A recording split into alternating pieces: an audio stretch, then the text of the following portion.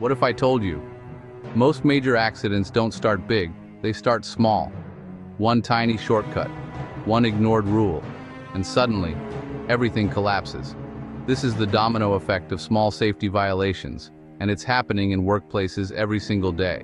It starts with something simple. A worker skips wearing gloves, just this once. Another ignores a warning sign, not a big deal, nothing happens.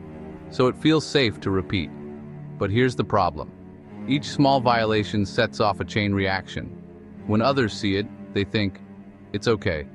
Standards slowly drop. Risks quietly increase.